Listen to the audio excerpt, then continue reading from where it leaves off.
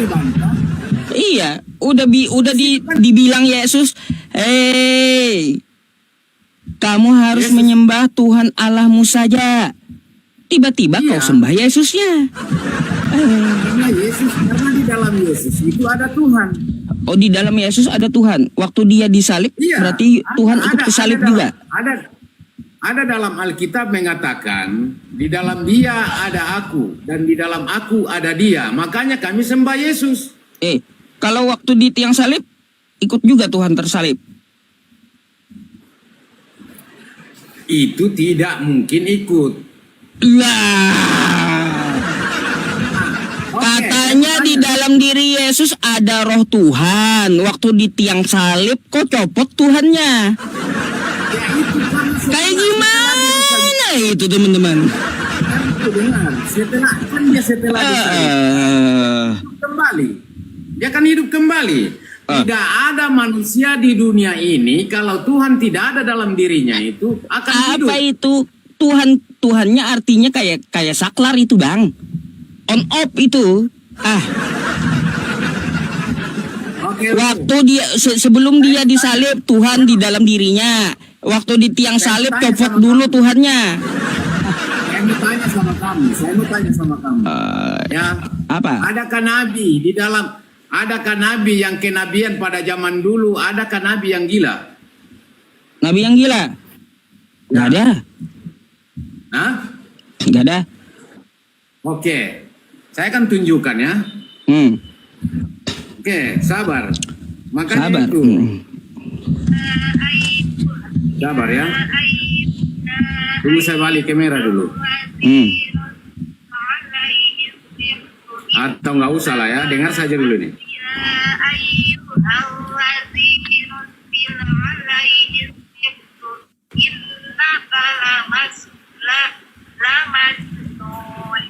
Oh, iya. Terus? Ya, baca. Dan mereka berkata, wahai orang yang kepadanya diturunkan Al-Quran, yang engkau Muhammad benar-benar orang. Astagfirullahaladzim. Coba.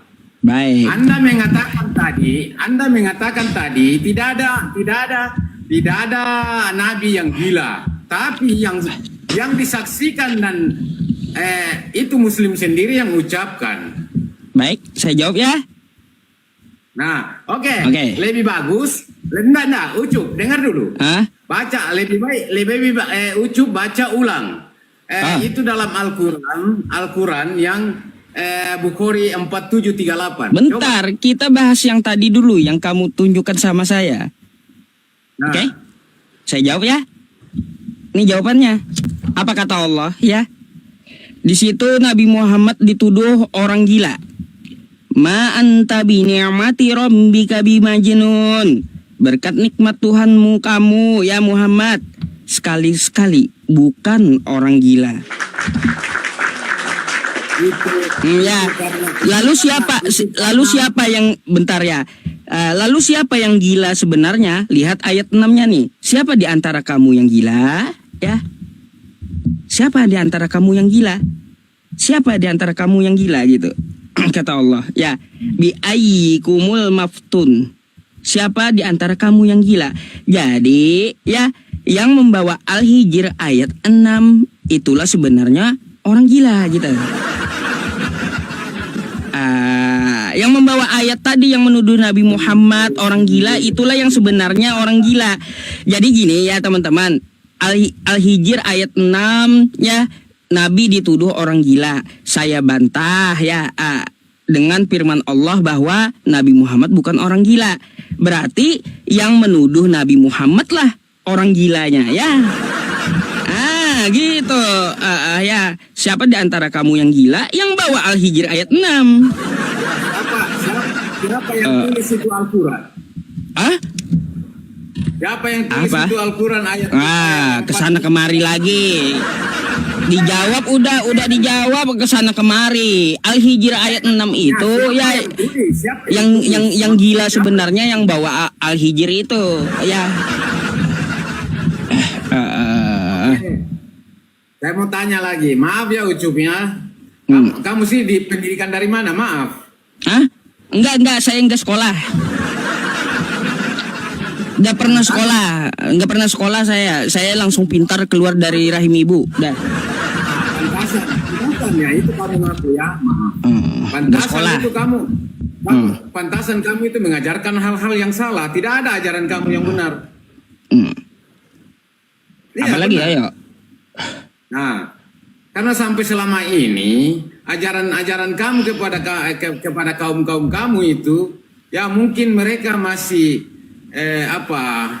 mendukung kamu, ya itu karena mungkin masih mereka kasihan sama Anda. Iya.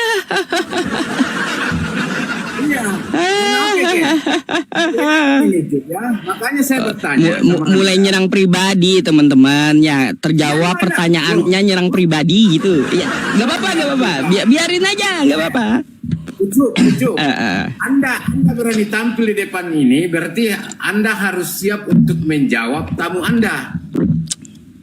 Kan begitu. Iya, kembali ke tema tuh. Saya bilang menyerang pribadi. Makanya itu kembali ke tema, siapa yang selalu membantah Alkitabnya?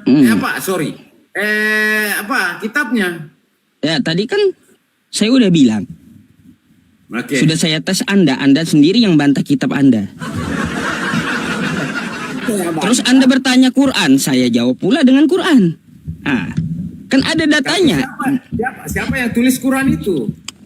Nah, siapa yang tulis?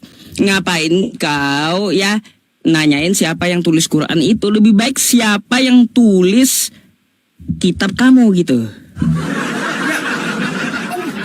Kan dalam Al-Quran tadi dikatakan Muhammad itu gila. Makanya saya bertanya sama kamu. Iya, tadi kan saya jawab dengan Al-Quran juga bahwa Allah menyatakan Nabi Muhammad bukan orang gila. Jadi yang menuduh Nabi Muhammad gila itu sebenarnya orang gila. Oke. Gitu. Beberapa saya mau tanya sama kamu ya. Maaf ya saudara-saudariku yang muslim. Maaf ya. Ini pribadi saya dengan Ucup. Ya, nggak usah kalian ikut campur. Ini diskusi ya. Ini diskusi. Karena saya mau tahu ini Ucup ini terlalu ini sekali. Padahal, aduh. Apa? Masuk. Ya. Oke, saya mau tanya. Ya. Saya mau tanya, memangkah ada diperintahkan dalam Al-Quran ya setiap saudara-saudari saya ya yang berangkat ke Mekah itu untuk haji, apakah memang dalam dalam Al-Quran itu diajarkan supaya sampai di sana lempar-lempar batu ya usir-usir setan? Apakah memang ada dalam Al-Quran? Kenapa ada? Saya kan bertanya. Saya bertanya. Kalau untuk ibadah haji itu ada ayatnya di Quran. Ya, perintah haji. Kan sampainya di sana dia itu lempar-lempar batu. Ya, lempar-lempar sampai tumbuk-tumbuk Itu batu begitu. Ritual di hadis pula itu. Ayo. Ritual ya. Sampai maaf ya, oke. Bedain dulu. Biar Anda bisa bedain dulu gitu. Ajaran Muhammad itu memang benar, kalian percaya atau tidak? Ya jelas dong. Oke. Kalau yang diajarin itu minum kencing onta itu ajaran Muhammad bukan? Oh, baik. Ada untuk muslim dibilang kayak gitu. Oh. Ada enggak? Ya. Ada enggak untuk muslim? Kan ada kelihatan di situ, kan ada nyatanya, ada videonya itu yang viral itu orang Islam yang minum air kencing, air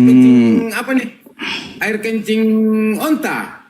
Oh, jadi sebenarnya ajaran minum air kencing itu dimulai dari Kristen. Iya. Adakah orang? Oke, Ucup. Mau ayatnya? Mau ayatnya? Adakah pernah kamu lihat orang Kristen minum kencing unta? Baik ya. Nih ya, ajaran minum kencing itu diawali oleh Kristen nih. Baca kau. Ya. Coba bacakan saja.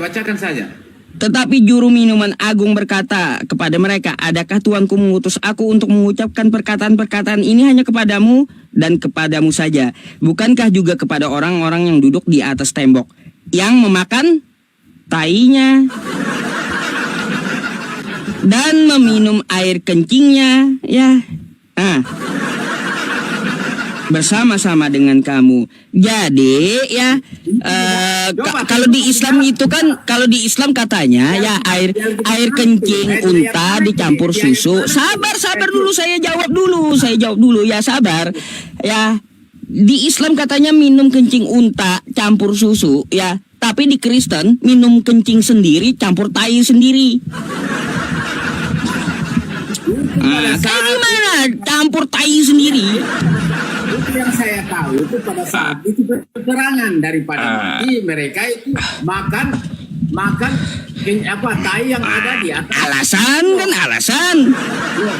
makan tuh tai ya, peperangan makan tai kan gitu. Udah belum dipraktekin. Oke, sedangkan di ajaran kalian sendiri mengaku kok lebih baik makan babi daripada mati. Ya kan begitu. Coba bagaimana dengan itu? Lebih baik makan babi daripada mati. Itu kan kalian haramkan. Ya, betul. Lebih baik makan babi daripada mati. Nah, sama. Mati kelaparan. Sama juga tadi. Padahal sekarang di dunia nyata, yang di dunia sekarang, yang kamu katakan tadi itu peperangan dunia dulu, peperangan Romawi. Baik. Sedangkan yang nyata-nyata hari ini, siapa yang masih nyata-nyata sampai hari ini? Siapa yang nyata-nyata minum air kencing unta? Coba. Ya iya, Kristen pakai jus tai itu. Kayak gimana? Jadi sebelum permasalahan minum air kencing itu ya sudah ada semenjak dulu di kitab kau ya, jus tai itu udah ada gitu. Kayak gimana? Kalau di Islam kan kencing unta campur susu hanya untuk orang tersebut saja, tidak untuk muslim lainnya. Itu di hadis ya. Kencing unta itu ya dicampur dengan susu untuk orang yang meminta saja, tidak untuk muslim lainnya. Ya. Itu hadisnya. Hanya untuk saat itu saja dan untuk orang itu saja. Kayak gitu. Ya. Kalau Kristen apa? Minum sendiri ya. Di dalam Kristen ya. Dengar tuh. Yang kamu di dalam baca Kristen itu zaman dulu. Zaman nggak mau tahu urusan mau zaman kapanpun. Yang jelas ini adalah tertulis di kitab kau, tertulis di kitab kau kan kayak gitu ya. Minum kencing sendiri dan makan tai sendiri gitu. Mana? Coba ditunjukkan kitab mana? 2 Raja-Raja 18 nomor 27, buka lah. Ya oke. Kalau memang itu coba tunjukkan raja-rajanya, saya akan lihat. Mana? Coba tunjukkan di HP-mu. 2 Raja-Raja 18. Dekat lagi. 2 Raja-Raja berapa? 18. 2 Raja-Raja 1. Oh, ayat 18, oke. Raja-Raja. Iya, saya lebih pilih minum kencing unta campur susu daripada jus tai, teman-teman. Iya. Zaman dulu. Daripada jus tai, saya lebih pilih kencing unta, lebih bagus ya. Dicampur susu gitu. Kalau jus tai gimana teman-teman, jus tai? Begini. Sampai nyata-nyatanya sekarang yang masih minum sampai hari nggak ada yang minum. Nggak ada. Saya aja nggak minum, nggak diperuntukkan untuk saya. Kalian ini. Nggak diperuntukkan untuk saya. Ya. Nih, saya mau tanya ya. Tanya pula. Ya. Kamu kan host. Iya. Tanyalah sepuas kau ya. Makanya saya bilang Joe ya, sebelum kamu itu berpikir dulu lah. Ya, karena tidak sembarang kamu orang hadapi. Saya bukan silky tadi ya. Saya bukan silky tadi. Ya. Apa? Selikitan apa? Yang lama kamu undang tadi, saya bukan seperti itu. Terus? Karena saya ingin data dan pembuktian. Iya, kau sama yang lainnya sama Kristen lainnya. Nggak ada bedanya bagi saya, kau itu sama dengan Kristen lainnya. Itu silakan, itu terserah kamu. Ya, saya mau tanya. Ya. Apakah benar-benar kalian yakin bahwa Muhammad itu akan menyelamatkan kalian? Oh iya, ada dalilnya. Dalilnya mana? Kullu ummati yadkhulunal jannah illa man aba. Semua umatku, umat Islam akan masuk surga. Siapa yang katakan begitu? Nabi Muhammad. Mana coba tunjukkan. Tunjukkan lagi katanya baik.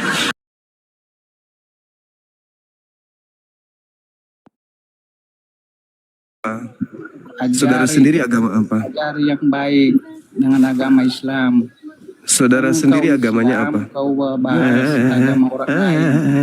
Inilah kalau bini suka digauli sama tetangga begini.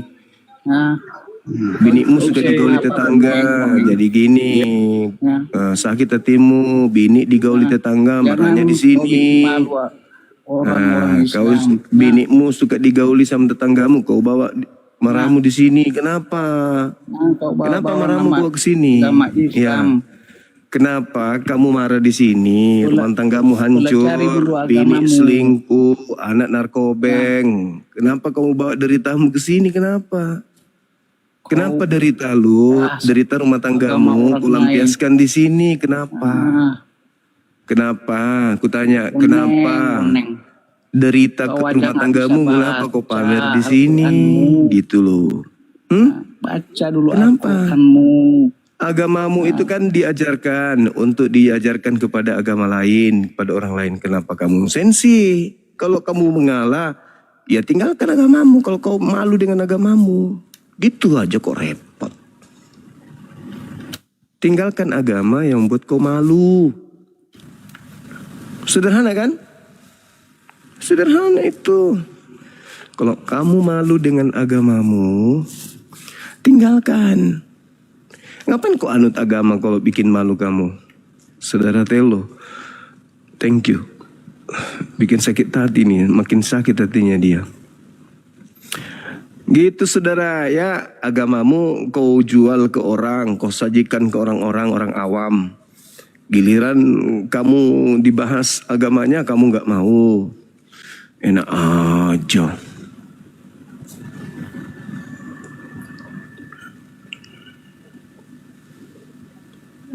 Tidak mau dibahas agamanya, tapi dia jajakan Tuhannya. Kan lucu, gimana itu? Halo Bang Zuma, Assalamualaikum. Waalaikumsalam warahmatullahi. Bang Zuma. Iya bang, gimana? Dari mana? Aku dari Kalimantan Tengah, Bang Zuma. Iya, ada yang bisa kami bantu bang? Gimana kabarnya Bang Zuma? Baik, alhamdulillah baik. Abang gimana? Baik juga.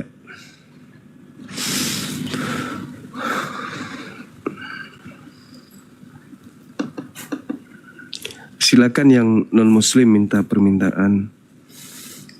Yang muslim, yang non muslim, yang non muslim artinya yang bukan Islam silakan minta permintaan untuk naik. Yang non muslim silakan minta permintaan naik, saudara-saudaraku, supaya kita bahas tema ini gitu ya. Yang non, yang bukan Islam silakan minta permintaan.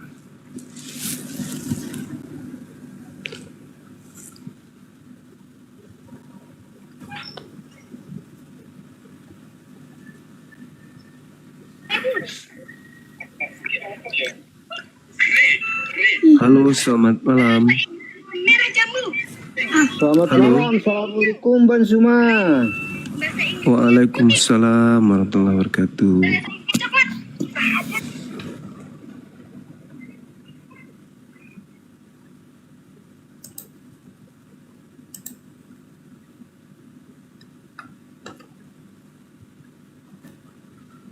Ya, halo.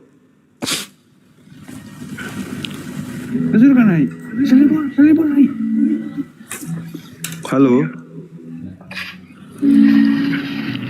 Halo. Selamat malam. Halo, selamat malam.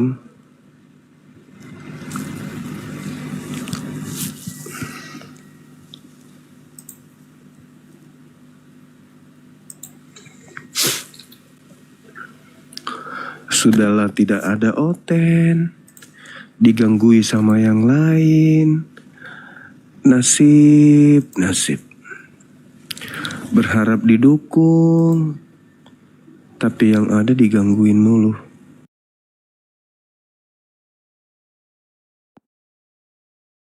Ini selalu menuduh memang.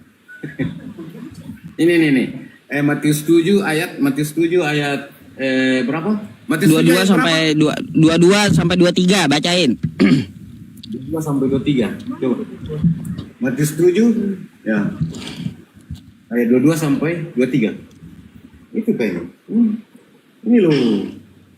Matius 22 Matius 7 ayat 22 sampai 23. Coba baca. Mengadakan banyak mujizat demi namamu juga. Ketiga ini kan, pada waktu itulah aku akan berterus terang kepada mereka dan berkata, aku tidak pernah mengenal kamu. Enyahlah daripadaku, kamu sekalian pembuat kejahatan. Ya, pembuat kejahatan. Itu bagi orang yang berbuat kejahatan. Siapa yang pakai nama Yesus siapa? Yang memanggil Yesus Tuhan siapa? Ya kami orang Kristen. Ya, ente kan? Diusir Yesus nanti ente. Yesus itu sudah naik ke surga. Dia akan datang kembali kedua kalinya. yang tidak menyebut Yesus Tuhan itu yang diusir Yesus. Nih, Kalau ya. orang yang tidak menyebut Nih. Tuhan Yesus itu Tuhan, berarti itu yang diusir. Pada hari terakhir, banyak orang akan berseru kepadaku, Tuhan, Tuhan. Siapa yang panggil Yesus Tuhan? Kristen kan? Bukankah kami bernubuat demi namamu dan mengusir setan demi namamu dan mengadakan mukjizat demi namamu juga? Pada waktu itulah kata Yesus, aku akan berterus terang kepada mereka dan berkata, aku tidak pernah mengenal kamu. Enyahlah daripadaku, kamu sekalian pembuat kejahatan. Nah, itu orang yang berbuat kejahatan. Itu Jadi, orang yang berbuat kejahatan. Jadi yang panggil Yesus itu Tuhan ya. Percaya kepada Yesus dia akan datang untuk menyelamatkan. Jadi yang panggil Yesus itu Tuhan bakal diusirnya. Tidak akan. Siapa yang tidak memanggil Yesus Tuhan itu yang akan Dia yang ngomong kok. Dia yang ngomong, bukan saya yang ngomong. Justru itu bagi orang yang berbuat kejahatan. Tapi kalau orang yang tidak berbuat kejahatan, nah, Kayak gimana? Yesus yang ngomong, bukan saya yang ngomong. Saya hanya menyampaikan kata Yesus. Kata Yesus, ya banyak orang berseru-seru kepadaku di hari terakhir. Tuhan, Tuhan, bukankah dulu kami bernubuat demi namamu, mengadakan mukjizat demi namamu, ya, dan mengusir setan demi namamu juga? betul. Dijawab Yesus. Oke. Kata Yesus, pada hari itu aku berterus terang, kata Yesus. Apa katanya? Kata Yesus, ya, enyahlah kalian, aku tidak pernah mengenal kamu, kalian semua pembuat kejahatan, kata Yesus. Yang pembuat kejahatan itu yang diusir. Ya memang kata Yesus itu Tuhan. Ya, yang membuat kejahatan. Oke, saya mau tanya, Cu. Karena Anda ini adalah sebagai host, saya sebagai tamu. Jadi wajar saya bertanya. Oke? Apakah saya mau tanya ya, di manakah Nabi Muhammad sekarang? Rafiqul A'la. Tuh. Di mana? Rafiqul A'la. Berarti masih di kuburannya, alam barka. Bukan di kuburan, tempat paling tinggi di atas seluruh makhluk daripada Yesusmu. Rafiqul A'la, tempat yang paling tinggi. Ya. Muhammad bangkit dari matinya. Ya. Kapan Muhammad bangkit dari kubur? Dia hidup di sisi Tuhannya, ya, bersama teman-temannya, bersama para nabi, para nabi, ya.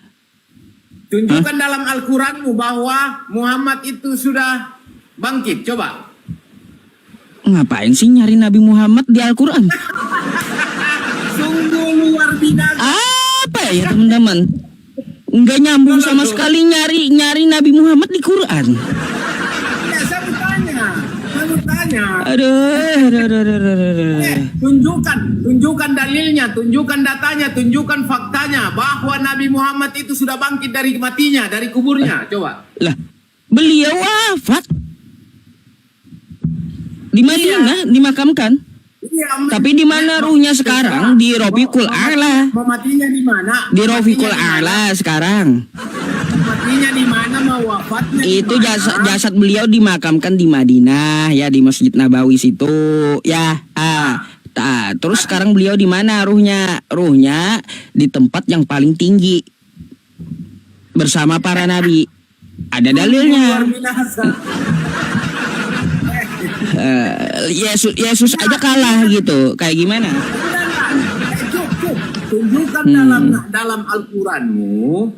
Dalam Dan Al-Quran lagi. dimana-manapun, ya, di mana-manapun bahwa Muhammad itu sudah bangkit dari kuburnya. Coba. Nyari Nabi Muhammad di Al-Quran, teman-teman.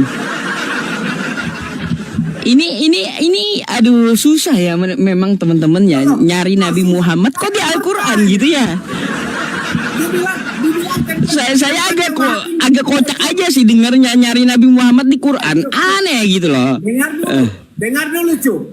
Kan kamu bilang di tempat maha tinggi, ya, yang paling tinggi dari semua nabi. Sekarang saya bertanya, kan saya bilang, tunjukkan bagi saya dalilnya, datanya, dan kapan itu Muhammad bangkit dari matinya, dari kubur. Memangnya ukurannya harus bangkit gitu? Ukuran hebatnya itu harus bangkit. Bagaimana kalian, saudara-saudaraku yang muslim, saudara-saudariku yang muslim, bagaimana kalian mau selamat kalau juru selamat kalian yang kalian percaya itu Muhammad itu masih di kuburan? Bagaimana kalian mau selamat? Kayak gitu. Baik, sekarang saya timpali ya. Kawan-kawanku yang Kristen, bagaimana kalian mau selamat sedangkan juru selamat kalian saja tidak bisa menyelamatkan dirinya sendiri di tiang salib? Dia kan sudah diselamatkan, dia naik ke surga. Juru selamat yang tidak selamat, kawan-kawan Kristen ya, juru selamat kalian itu ya, bagaimana bisa menyelamatkan kalian sedangkan menyelamatkan dirinya sendiri di tiang salib aja kagak mampu? Kayak gimana? Parah itu ya. Ya kalaunya Nabi Muhammad kan wajar Nabi, ya beliau wafat kan kayak gitu. Ini juru selamat yang namanya Tuhan menyelamatkan diri sendiri aja kagak bisa, apalagi mau nyelamatin ente. Begini. Dengar dulu, tuh. Itu Yesus Kristus, Tuhan kami, Tuhan orang Kristen. Dia mati 3 hari dalam kuburan, dia bangkit. Ada buktinya, ada datanya, ada faktanya. Nggak ada dia bangkit, dia dibangkitkan. Ya, dibangkitkan dan dia naik ke surga. Lah, banyak juga orang yang bangkit saat Yesus bangkit. Ya, oke, tidak menjadi masalah. Ya, mungkin itu Kalau ukurannya bangkit juga banyak Tuhan Anda.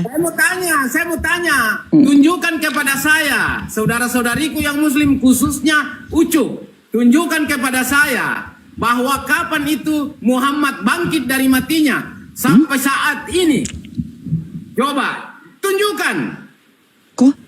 Kok nanya Nabi Muhammad bangkit? Loh, itu kan sesuai dengan judulmu ini. Semua manusia nanti dibangkitkan.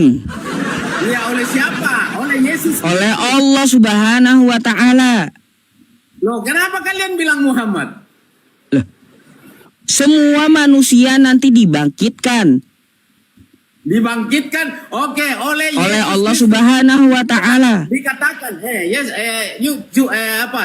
karena dikatakan tidak ada orang yang bisa sampai ke Bapa kecuali melalui saya. Artinya melalui Yesus Kristus, bukan Muhammad. Wahai saudara-saudariku yang muslim di sana. Ya, kalau kalian yang masih tidak waras, berarti kalian akan percaya. Yang saya mau tanya sama YouTube ini, yang kalian percaya ajarannya, yang saya mau tanya sama dia, kapan dan tunjukkan kapan Nabi Muhammad itu, ya, Muhammad itu bangkit dari kuburnya, kapan coba? Dan apakah orang mati bisa menyelamatkan manusia? Semua manusia nanti dibangkitkan Allah. Allah itu Allah, tapi harus melalui harus melalui pengantara. Sedangkan kalian punya utusan, Muhammad itu masih di kuburan sampai hari ini. Ya iya, nanti Belum- dibangkitkan juga sama. Kapan? Lah, Kapan? belum lagi kiamat, juga belum hari kebangkitan. Saudara-saudara, luar binasa ajaran ucup ini.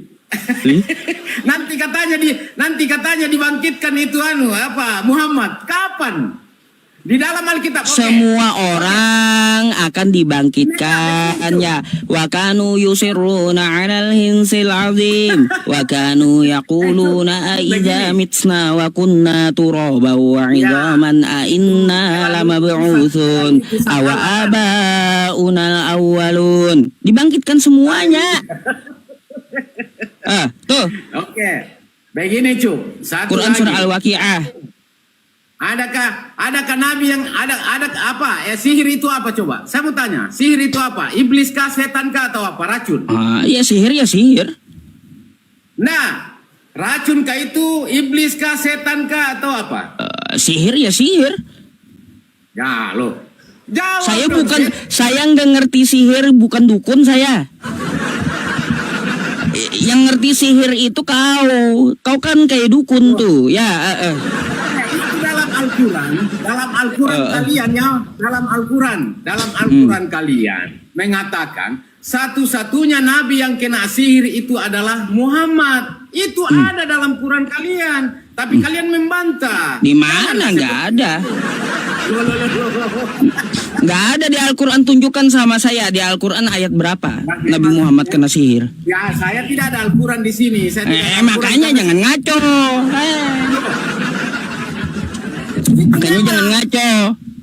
Nah, Tunjukkan oke, sama Nabi saya kalau ada. Ya, bukan saya coba cari sendiri, ada itu. Masa saya cari sendiri? Anda yang menuduhkan bahannya dari Anda. Memang satu-satunya Jawab nabi mana? ya, dari kenabian. Satu-satunya kenabian yang kena sihir adalah Muhammad. Coba mana dari Quran? Kata Anda dari Quran Nabi Muhammad kena sihir mana? Tunjukkan sama saya. Memang ada. Tanya, maaf ya. Di mana? Saya pernah lihat Edis TV tunjukkan kepada Edis pula jadi dalil. Yang lima kali kabur sama saya jadi dalil. Aduh, Edis itu kabur sama saya 5 kali dijadikan dalil pula. kenyataannya nggak begitu. Ya. Ada. Makanya kalau ngomong sama saya itu jangan sembarangan, ya.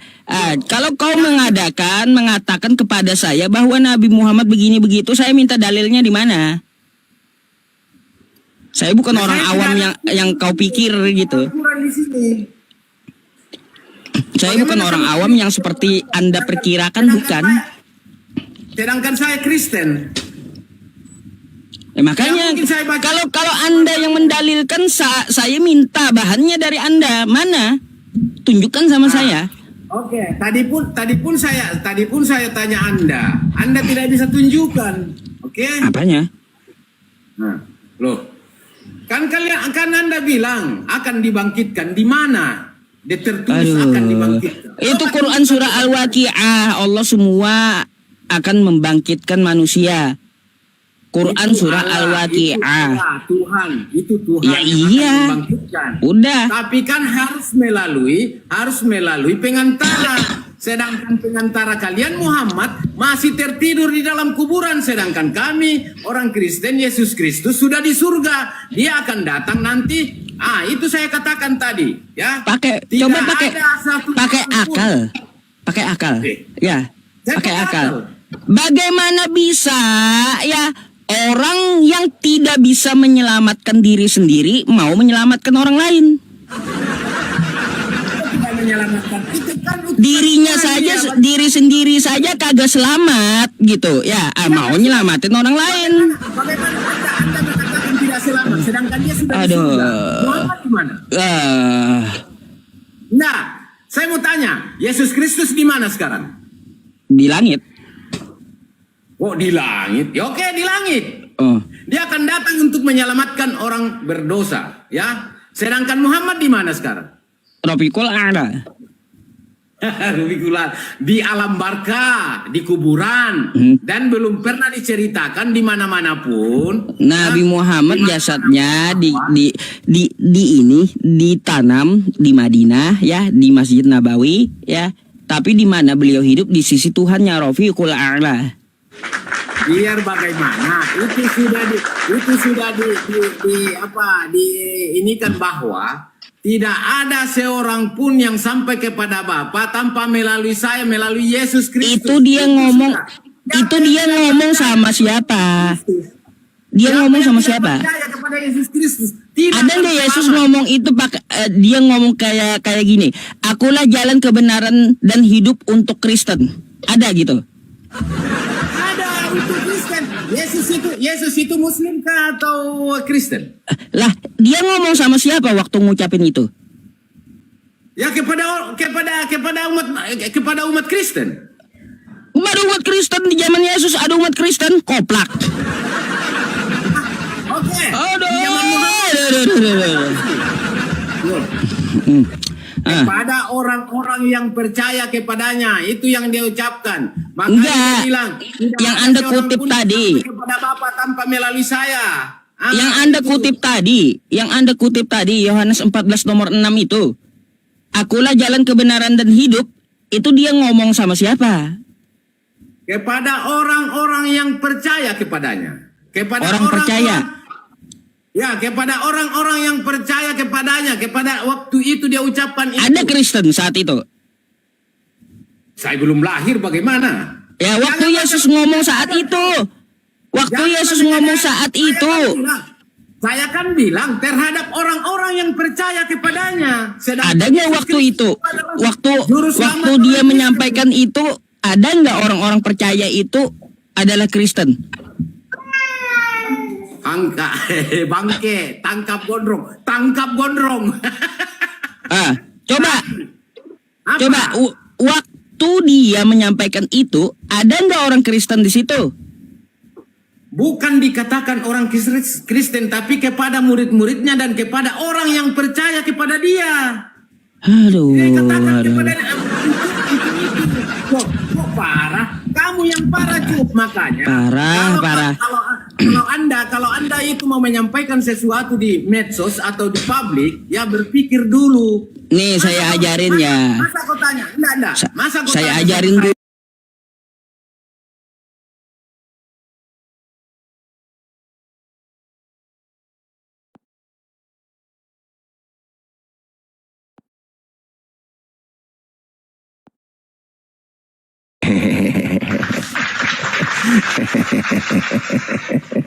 Jadi kebencianmu terhadap Nabi Muhammad itu karena kamu buta. Kamu tidak mengenal Nabi Muhammad. Kamu hanya diracuni oleh orang-orang yang ingin mengajarkan penyembahan terhadap makhluk yang keluar dari kubur. Kau tahu enggak? Bahwasanya apa yang kau tuduhkan kepada Nabi Muhammad itu tidak akan pernah bisa Anda buktikan. Nabi Muhammad datang di tengah-tengah bangsa Arab. Orang Arab menerimanya, orang Arab mencintainya, orang Arab menyanjungnya, orang Arab mengidolakannya. 1400 tahun silam sampai hari ini tidak pudar kecintaan mereka. Itu artinya bahwa tidak ada cacat yang ditinggalkan oleh Nabi Muhammad. Nabi Muhammad itu manusia mulia di tengah-tengah mereka. Sampai mereka mengaguminya sampai hari ini. Sedangkan Paulus yang mendirikan agama Kristen, bapaknya pun tidak diketahui. Akhlaknya seperti apa ketika dia muda, ketika dia remaja, ketika dewasa, ketika dia tua. Karena Paulus itu gelap. Orang tuanya siapa, bapaknya siapa, gimana hari-harinya, nggak ada yang tahu. Pengikutnya pun tak ada yang tahu, tak ada yang kita tahu.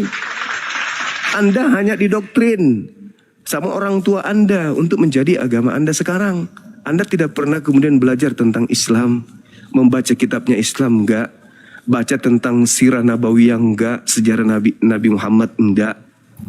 Tapi kamu membenci, kamu diajarin benci Muhammad, benci Nabi Muhammad, benci Nabi Muhammad, benci. Itu aja kan yang kamu tahu. Nabi Muhammad itu pedofil katanya. Tahu enggak pedofil itu? Pedofil itu adalah penyakit kelainan yang cenderung suka kepada anak kecil. Siapa anak kecil yang menjadi korban Nabi Muhammad SAW? Nggak ada. Nggak ada anak kecil jadi korbannya. Siti Aisyah. Siti Aisyah itu adalah istri yang paling cinta dan paling sayang kepada Nabi Muhammad suaminya. Kalau dia korban pedofil, bagaimana mungkin dia akan mencintai suaminya? Dia sangat cinta kepada Nabi Muhammad. Sedangkan korban pedofil itu, jangankan cinta kepada pelakunya terhadap dirinya, mendengarkan namanya aja sudah trauma, sudah ketakutan. Ini Siti Aisyah sampai menghafalkan 2000 lebih haditsnya, dan dia sangat cinta kepada Nabi, kepada suaminya yang adalah nabinya sendiri. Lagian Nabi Muhammad itu menikahinya bukan karena unsur Nabi Muhammad yang menginginkan saja, tetapi kedua orang tuanya, kemudian itu petunjuk dari Allah. Apa hikmahnya? Supaya Nabi Muhammad SAW memberikan pengajaran-pengajaran tentang wanita kepada istrinya Siti Aisyah. 1400 tahun silam, Bung, 1400 tahun silam, orang Arab yang hidup di padang gurun, kalau sudah 9 tahun, itu sudah dewasa banget. Sudah dewasa banget itu orang Arab, 1400 tahun silam. Jangankan dulu, sekarang aja kalau Anda lihat orang Arab yang usia 9 tahun, perempuannya tuh sudah bangkok-bangkok semua, udah besar-besar semua. Nah, sedangkan tidak ada celah di situ. Nabi Muhammad tidak berzina, Nabi Muhammad tidak mencabul, Nabi Muhammad tidak pedofil. Sedangkan kalau Anda melihat sejarah nih, perjanjian dalam kitab saudara, perjanjian baru misalnya, terjemahan 1928. Anda baca di Markus 6 itu, apa yang dituliskan di sana? Bagaimana Nabi Anda menyebut Maria itu, istrinya dia itu, di dalam Filipus juga dikatakan, Injil Filipus usianya berapa dinikahinnya. Belum lagi tradisi-tradisi yang ada pada zaman dulu, bahkan sampai sekarang. Orang Indonesia neneknya baru tamat SD sudah nikah. Apakah itu kehinaan? Bukan kehinaan. Yang hina itu laki sama laki di gereja, anjing sama laki, anjing sama perempuan di gereja. Apa dasar pijakannya? Ya Bibelnya. Segala sesuatu boleh, segala sesuatu jangan lagi mau diperhamba oleh aturan hukum-hukum. Gak boleh lagi. Kalian bukan lagi anak-anak, kalian bukan lagi hamba Tuhan, tapi kalian adalah anak-anak Tuhan. Kalian pewaris surga. Tak ada lagi boleh mengatur-mengatur kalian. Bebas, sebebas-bebasnya. Makanya di dalam kitabmu Galatia 3 yang kumaksud tadi, nomor 26, 27, 28, 29, tak ada lagi pembeda antara laki sama laki. Antara laki dan perempuan sama saja. Ambat aja. Pokoknya ada lubangnya, ambat aja. Suka-suka lu. Itu dalil. Makanya satu-satunya agama di atas muka bumi ini yang menerbitkan kitab yang dianggap suci khusus untuk gay hanya agamamu. Paham ya? Nah, coba, ada nggak HP-mu di situ? Nih, saya bukakan ya, biar kau baca. Malu dia. Jadi saran saya, kau ganti nama kamu itu, ya jangan lu pakai menghujat seperti itu ya. Nabiku Nabi Muhammad adalah nabi yang paling mulia di antara seluruh makhluk yang pernah ada di atas muka bumi ini. Kamu hanya dicekoki kebencian terhadap nabiku. Nabiku tidak ada salah. Ini tak kasih lihat kitabnya ya.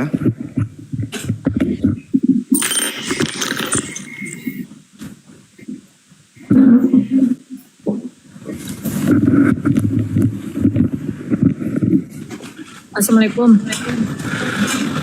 Waalaikumsalam warahmatullahi wabarakatuh. Nah, saudara-saudara non-muslim, saya kasih kalian kemudian untuk datang ke sini. Setelah kamu baca ini, kamu tamatkan ini buku Sirah Nabawiyah, kisah hidup nabiku Nabi Muhammad. Ya, mulai kemudian beliau ada di atas muka bumi sampai dia tinggalkan bumi ini. Kalau kamu sudah baca buku ini, kitab ini tentang Nabi Muhammad, sejarah hidupnya Nabi Muhammad, jangan kau dengar dari misionaris, jangan kau dengar dari orang lain, jangan kau dengar dari pembencinya, tapi baca ini kitabnya. Ini kitabnya kau baca. Ini sejarah perjalanan hidup beliau. Kalau kamu sudah tamatkan buku ini, silakan kau datang di sini, hina nabiku. Aku izinkan kamu menghujat kalau kamu sudah baca kitab ini. Tapi kalau kamu belum membaca tentang beliau, belum tahu sejarah hidup beliau, lantas kemudian kalian datang di sini untuk menyebarkan fitnah, itu sama halnya Anda mempermalukan agama kalian. Itu sama halnya kalian mempermalukan agama Anda yang Anda anut sendiri. Kenapa? Karena Anda mau berbicara sesuatu yang Anda belum tahu, hanya berdasarkan kebencian saja. Begitu. Masya Allah. Halo, Assalamualaikum. Selamat malam. Halo, selamat malam.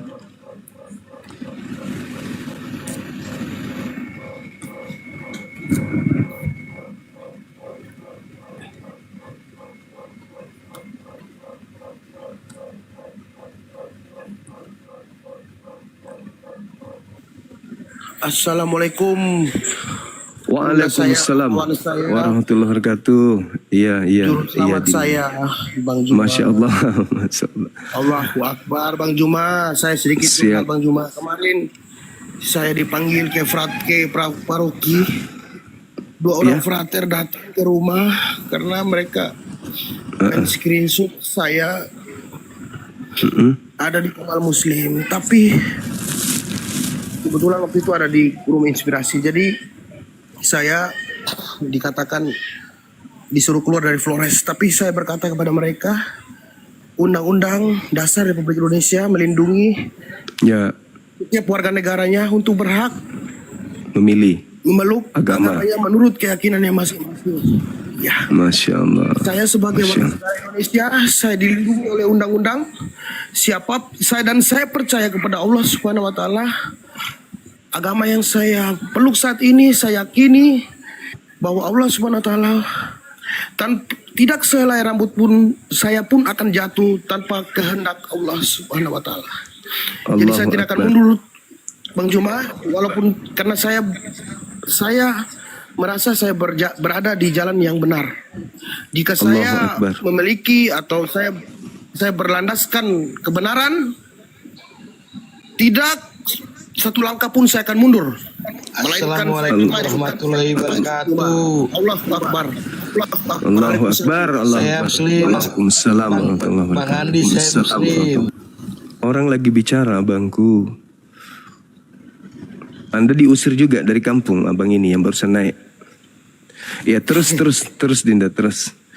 Kalau gitu kayaknya nanti minta nomor Bang Handi dong, nomor HP-nya beliau. Siap Bang Juma, tapi sedikit Bang Juma. Saya jadi benar yang dikisahkan oleh baginda Nabi Muhammad. Itu memang betul ya Allah. Ketika beliau berhijrah, beliau hijrah ke kota Taif. Kebetulan Taif itu dekat ya baginda Bang Juma dengan Mekah, dengan Madinah. Jadi beliau hijrah ke sana. Beliau menghadap ke tiga petinggi Taif untuk memberitakan kebenaran. Dan Nabi Muhammad mengatakan, saya hanya ingin datang untuk menyampaikan kebenaran. Entah mereka mau terima atau tidak, tapi saya hanya ingin menyampaikan. Namun tiga petinggi dari kota Taif itu menolak beliau. Bahkan petinggi Taif itu mengatakan pada masyarakatnya agar jika Nabi Muhammad dan sahabatnya kembali, kalian boleh melempari mereka dengan batu. Mereka melempari Nabi Muhammad dengan batu. Ya Allah. Tapi tidak sedikit pun Nabi Muhammad takut. Cuma setelah itu beliau beristirahat di kebun kurma, dan malaikat Jibril datang menghampiri beliau dan berkata, "Ya Muhammad, sesungguhnya Allah telah mengutus 2 malaikat di bawah bukit itu. Jika engkau berkata memerintahkan mereka untuk mengguncangkan bumi ini, dan bukit itu menimpa punggung mereka orang Taif itu akan terjadi." Namun baginda Nabi Muhammad dengan penuh kasih beliau berkata, "Tidak. Hai Jibril, tidak. Malah saya berdoa kepada Allah, suatu saat nanti penduduk Taif ini akan beriman kepadamu ya Allah. Dan terbukti saat ini Taif menjadi kota mulia di Mekah. Betul Bang Juma? Iya, benar. Betul Bang Juma? Kota Benar, Taif benar. menjadi kota mulia di Iya. Allahu Akbar, Allahu Akbar. Allahu Jadi Akbar. dengan iman Nabi Muhammad dan Rasulnya, karena saya mengikuti Abu Bakar Bang Juma, Abu Bakar Al-Siddiq. Beliau adalah orang dewasa, laki-laki pertama yang tidak pernah ragu menerima Islam. Begitu baginda Rasulullah mengatakan bahwa baginda menerima wahyu dari Allah, Abu Bakar Al-Siddiq langsung menerimanya tanpa sedikit pun ada keraguan dalam hatinya. Bahkan begitu sewaktu kaum Quraisy bertanya kepada Abu Bakar, sewaktu Nabi Muhammad berjalan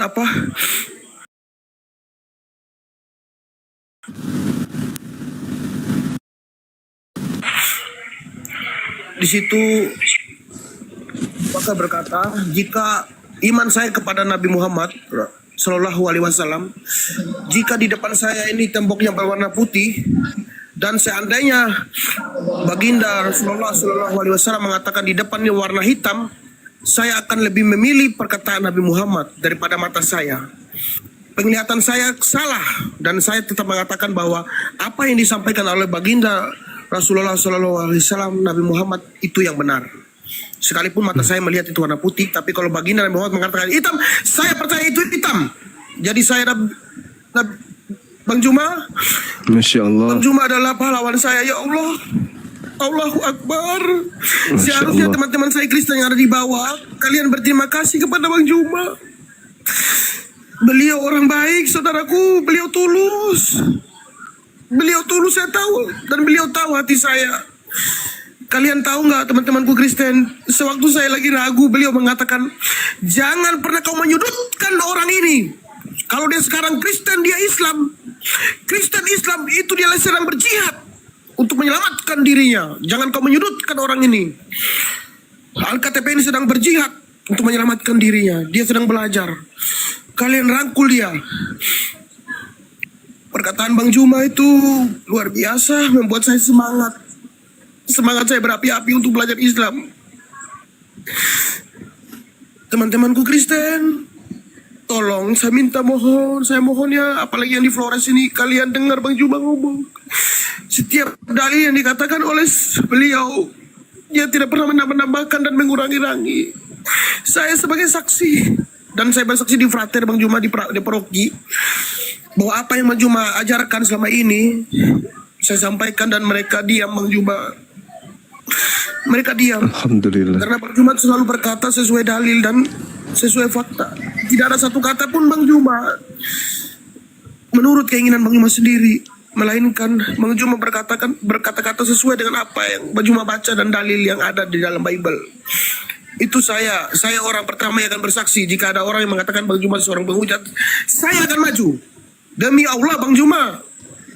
Allahu Akbar. Masya Allah. Rasa sesungguhnya Bang Juma lah yang menyelamatkan saya. Kalau saya pikir ya, apologet muslim semua ini salah satunya orang pertama yang saya harus berterima kasih nanti. Saya ingin memeluk beliau, ya Allah. Bahkan dulu saya pernah ingin ke Makassar Bang Juma, itu memang hati saya benar-benar ingin sekali bertemu saudara Bang Juma ini, Ya. Gurunda ini. Itu keinginan saya, hati saya Bang Juma. Tapi Allahu Akbar ya. Terima kasih ya Allah, karena nanti ada nanti kita di Jakarta ya, Insya Allah Bang Juma, saya akan bertemu dengan saudaraku Bang Juma. Jadi sedikit Bang Juma, saya Silakan. ya, saya mengikuti apa yang di buku Sirah Nabawi yang Bang Juma pegang tadi, persis seperti yang saya miliki Bang Juma. Ya. Sama persis saudaraku Bang Juma bagian guruku sama. Jadi saya belum selesai baca, bahkan saya belum selesai baca, baru 45% atau 50% saya sudah bersyahadat. Apalagi kalau saya selesai membacakan semuanya. Allahu Akbar. Karena begitu besarnya kasih Nabi Muhammad, bahkan turun kepada sahabat-sahabatnya. Besar. Kalau ada orang yang berani menghina satunya baginda Nabi Muhammad, saya akan cari. Demi Allah. Bang Juma, kalau nggak percaya Bang Juma, saya offline Bang Juma, saya ketemu beberapa orang Bang Juma. Bahkan ada teman saya Tunius yang memblokir saya nomor saya Bang Juma karena saya ketemu dia kemarin sore waktu lagi hujan. Karena dia berani mengatakan bahwa baginda saya atau nabi saya, rasul saya, orang paling mulia di dunia ini, dia mengatakan pedofil. Saya langsung pergi cari dia di Labuan Bajo Bang Juma. Dari kota Ruteng, Bang Juma boleh share di Google. Kota Ruteng ke Labuan Bajo itu lumayan jauh Bang Juma. Momere, sama-sama Momere di Flores. Tapi saya cari dia. Saya ketemu dia. Saya bilang, di mana dalil kau mengatakan baginda nabi saya seperti itu? Ada videonya Bang Juma, saya kan tuh. Tapi Allahu Akbar, Nabi Muhammad itu sangat pemaaf.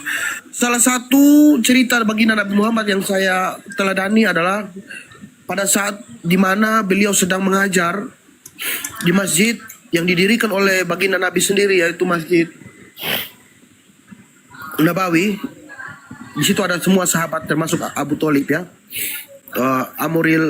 Amur Mukminin Abu Thalib radhiyallahu anhu, Abu Thalib ada di situ dan semua sahabat ada. Kemudian datang orang Yahudi ya yang termasyhur. Namun yang mengenali orang Yahudi ini hanya baginda Nabi. Baginda Nabi pernah berhutang pada beliau orang Yahudi Nasrani ini 20 karong kurma. Kemudian telah disepakati tanggal jatuh temponya. Namun orang Yahudi ini datang menagih sebelum tanggal yang disepakati. Dia menarik sementara beliau Nabi Muhammad lagi ceramah, dia menarik baju Nabi Muhammad atau hampir leher Nabi Muhammad itu tercekik. Di saat itu juga tentu secara otomatis sebagai sahabat Nabi ya yang paling ringas ya pada saat itu yaitu Umar bin Khattab, beliau langsung mencabut pedangnya dan menodongkan kepada orang Yahudi itu. Namun Nabi Muhammad mengatakan, sarungkan pedangmu, hai Umar. Disarungkan kembali. Lalu orang Yahudi itu mengatakan, saya ingin meminta kembali, hai Muhammad, 20 karung kurma yang telah saya, kan belum jatuh tempo, kata Nabi Muhammad. Tapi saya butuh saat ini. Oke, Nabi Muhammad mengatakan kepada Nabi Muhammad mengatakan kepada Umar bin Khattab, pergilah ke rumah dan ambillah 20 karung kurma, berikanlah kepada orang Yahudi kepada beliau dan tambah lagi 20 karung sebagai permintaan maaf karena engkau telah mencabut pedangmu dan ingin melepas leher beliau. Dan Umar bin Khattab mengambil pedang itu, menyarungkan pedangnya dan pergi ke rumahnya Nabi Muhammad dan mengembalikan. Nah, pada saat mereka berdua sedang transaksi untuk mengembalikan 20 karung kurma, orang Yahudi itu bertanya kepada Umar bin Khattab, hai Umar, apakah kau mengenal aku? Tidak. Ngapain saya kenal kau? Kau sudah menarik leher baju Rasul saya. Terus orang Yahudi itu berkata, nama saya adalah dia menyebutkan namanya Fulan ya, anggaplah Fulan. Nah, kemudian Umar bin Khattab kaget, terkejut. Wah, ternyata nama itu sangat termasyhur. Kebetulan memang betul zaman dulu tidak ada foto atau ini seperti zaman sekarang, sehingga untuk mengenali beliau kan harus melalui hanya cukup dengan nama. Namanya sangat termasyhur orang Yahudi. Kagetlah si Umar bin Khattab. Masya Allah, apakah engkau itu? Iya saya, dia bilang. Kagetlah Umar bin Khattab, ternyata itu adalah orang Yahudi yang sangat termasyhur. Nah, orang Yahudi itu berkata, ada catatan atau buat di hukum Taurat saya yang mengatakan persyaratan untuk sebagai seorang nabi, semua yang dilakukan oleh Nabi Muhammad atau Rasulullah, semua sudah saya selidiki dan betul. Nabi Muhammad itu hanya satu yang belum, yaitu apakah beliau mampu menahan amarahnya. Karena di Taurat ciri-ciri nabi adalah dia mampu menahan amarah dan dia penuh kasih, belas kasih untuk memaafkan sesamanya. Dan itu sudah dilakukan oleh Rasulullah SAW Nabi Muhammad. Saat ini juga la ilaha illallah Muhammad Rasulullah, dia langsung bersyahadat Bang Juma. Karena hanya satu Allahu syarat yang dia Akbar. buktikan. Dia ingin buktikan Masya waktu itu Allah. dan itu terbukti. Nabi Muhammad memaafkan dia. Makanya itu terbukti di Bang Juma ya. Bang Juma pernah melakukan itu. Bang Juma pernah bertemu dengan kalau nggak salah seorang apologet Muslim, Kristen yang sangat ngotot di Komal. Tapi Bang Juma tidak pernah membedakan agama. Bang Juma pernah bertemu beliau. Kalau nggak salah Budarmi namanya. Saya pernah nonton itu. Kemudian Bang Juma juga pernah memaafkan teman saya. Kalau nggak salah teman saya pernah mencaci maki Bang Juma, namanya Katolik Roma. Saya waktu itu menangis, dia mengatakan Pukimaya apa segala macam kepada betul Bang Juma. Iya. Tapi Bang Juma tidak sedikit pun marah. Kemarin dia Allahu Akbar, memang umat muslim itu memang luar biasa. Kalau yang mengenal Nabi Muhammad, saya yakin 1000% tidak akan meninggalkan Islam. Saya yakin tidak akan ada keraguan dalam hatimu tentang Islam. Kalau kau mengenal Nabi Muhammad, baca sejarah Nabi Muhammad dalam buku Sirah Nabawiyah. 1000%, bahkan 1.000.000%. Kamu akan menjadi orang pertama yang membela Nabi Muhammad. Allahu Akbar. Allahu Akbar. Allahu Akbar. Masya Allah. Terus nih Dinda, terkait dengan yang tadi diusir itu gimana ceritanya? Kesimpulannya gimana akhirnya ujungnya pas didatangi sama ini? Iya, Bang Juma, jadi Diusir. siap. Jadi tadi saya mau ceritakan tentang Abu Thalib. Karena paman Nabi Muhammad, Abu Thalib kan membela Nabi Muhammad walaupun beliau tidak mengikuti ajarannya. Betul Bang Juma ya? Iya.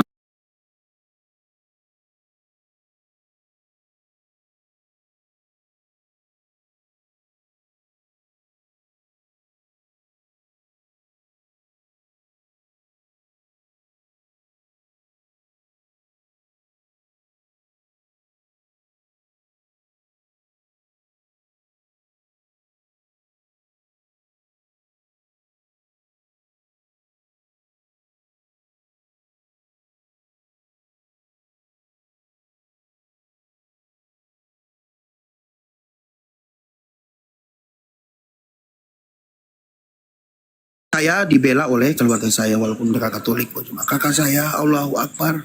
Makanya saya nangis. Alhamdulillah. Walaupun Iya, dia masih iya, iya. Katolik. Iya. Dia pergi ke paroki dan dia membela saya. Bang Juma. Dulu saya Allahu pernah benci Akbar. adik saya. Dia bilang. Tapi kalau kamu berani sentuh dia, cuki kau punya mai, dia bilang gitu. Cuki kau punya mai, Allahu cuki kau Akbar. punya mai, dia bilang. Kau ketemu saya sekarang, dia bilang. Dia begitu Bang Juma. Saya orang Allahu pertama yang akan Akbar. membunuh kau, dia bilang. Kau becuki, kau Allahu makan sama mama. Akbar. Woi Bang Juma, kalau saya sebutkan kata ngeri. Walaupun kalau saya masih Katolik Bang Juma, tapi saya ingat kata-kata Umar bin Khattab. Iya, iya, Seperti iya. Umar bin Khattab pernah membela Nabi Muhammad walau sekalipun dia tidak mengikuti Nabi Muhammad. Dengan Iya, iya. kakak kandung saya datang ke paroki, dia bilang, siapa yang ambil semadi tadi? Karena saya kan ada ikut namanya Muda-Mudi Katolik Bang Juma. Iya, UMK. iya. Muda-Mudi Katolik. Ya apa? Grup gitu Bang Juma ya. Jadi Iya. kita tuh grup Muda-Mudi Katolik gitu Bang Juma. Siap. Dan saya sudah keluar dari sini, mereka sudah memanggil saya Yudas, mereka sudah blokir saya. Nah ketua Muda-Mudi Katolik ini yang mencari saya. Gitu. Nah kebetulan kakak saya tahu, dengar itu, kakak saya cari ke paroki. Kau tangkap Sapiadi. Malam ini juga Puki kau pemai dan maki mai hancur mereka semua di paroki Bang Juma. Allahu Walaupun Akbar. Masya. kau beriset tuh dia habis kau dosa. Saya teringat ceritanya Umar bin apa? Saya teringat Iya, iya. ceritanya Abu Thalib, pamannya Nabi Muhammad yang membela mati-matian Nabi Muhammad. Sekalipun beliau tidak memeluk Islam, tapi beliau membela Nabi Muhammad. Maka Nabi Muhammad pernah berkata, tidak ada kesedihan yang paling sedih yang saya alami sekalipun saya disiram kotoran oleh kaum Quraisy. Tidak ada yang paling sedih yang saya rasakan melainkan setelah Abu Thalib atau paman saya meninggal. Itulah kisah paling sedih yang saya alami dalam hidup saya. Semua yang dicaci maki, dihujat oleh kaum Quraisy, tidak ada apa-apanya dia bilang. Tapi saya paling merasa sedih ketika paman saya Abu Thalib berpulang ke rahmat Allah ya. Setelah Abu Thalib meninggal dan Siti Khadijah meninggal, Nabi Muhammad sangat bersedih. Jadi Nabi Muhammad Allahu benar-benar Akbar. sangat mengasihi Abu Thalib walaupun beliau tidak. Jadi saya Masya teringat Allah. itu Bang Juma. Jadi Oke. bahagia ya Allah. Luar biasa. Yang benar, ya. Siap Bang Juma. Dinda boleh nggak saya tahu di Flores mana, kabupaten mana? Di Ruteng, saudaraku. Ruten ya. Bisa nggak Ruteng. nanti bisa nggak nanti Ruteng. Bisa nggak tim saya nanti datang ke Iya. ke saudara ini? Boleh. Boleh ya. Dari Tahu nomor- kalau dia boleh Bang Juma. Tahu nomornya Bang Handi nggak? Bang Andi tahu. Bang Nomornya? Andi Slebes kan? Iya. Ya, tahu Bang Juma. Oh ya sudah, nanti saya minta nomor antum di situ. Saya kasih tim saya yang ada di Ya. Flores sana biar silaturahmi lah ceritanya kan. Siap. Supaya dirimu nggak merasa Ya, sendiri. Oh tidak Bang Juma. Kalau merasa sendiri itu tidak. Kenapa Bang Juma? Iya. Pertama saya punya Allah. Iya. Kalau itu ya pasti itu. Bahkan saya datang di rumah, ya. Dan saya sudah berkata dari awal tadi, saya yakin dan percaya tidak sehelai rambut saya pun akan jatuh jika itu bukan kehendak Allah Subhanahu wa taala. Iya. Jadi saya tidak ada rasa ketakutan Bang Juma. Apalagi Bang Juma mungkin tahu orang NTT ya, temperamennya beda Bang Juma. Karena kawan saya pun juga pernah dulu maki-maki hancur Bang Juma yang namanya Katolik Roma. Tapi Bang Juma tidak membalasnya. Bang Juma hanya berkata, "Di mana rumah kau?" Dia bilang, "Hei." Dia ngomong, Bang Juma ngomong di perumahan ini, terus dia bilang, "Hei, saya di sini." Terus Bang Juma bilang, "Iya, ya udah kita ketemu lah, gini-gini. Berapa nomormu?" Saya masih nonton. Jadi Bang Juma itu memang luar biasa. Saya mengikuti apa yang Bang Juma ajarkan ya, Bang Juma lakukan. Karena contoh seseorang itu saya yakin mudah memberikan contoh tapi sulit untuk menjadi contoh. Tapi Bang Juma sudah menjadi contoh. Terbukti waktu Bang Juma datang ke Bu Darmi. Betul Bang Juma ya? Iya, Nonton dulu, alhamdulillah. udah lama video itu, tapi saya pernah lihat Bang Juma pernah datang ke sedikit kebencian dalam hati. Itu luar biasa lah Bang Juma. Itu yang saya ikutin ya. Masya Allah. Ya pokoknya yang positif, yang baik itu bagi saya tidak akan saya lupakan ya, dari saudara-saudara saya yang sudah memberikan contoh yang baik. Demikian Bang Juma. Silakan saudara. Oke, baik. Nanti kalau ada yang nelpon atau besok diangkat aja ya. Tim kita ingin silaturahmi sama antum. Siap Bang Ya. Juma. Siap. Oke. Insya Allah. Siap. Oke, makasih. Masya Allah. Inilah semangatnya. Jadi sahabat-sahabat sekalian yang ada di bawah, semangat beliau ini benar-benar beliau menikmati agama sebelumnya, kemudian kebencian yang terhadap Islam, termasuk terhadap Nabi kita Nabi Muhammad. Lalu begitu beliau bersyahadat, tidak seperti yang lain, syahadat menghilang, kita kehilangan jejak seperti apa kemudian kehidupan mereka saat ini, terkecuali mereka yang masih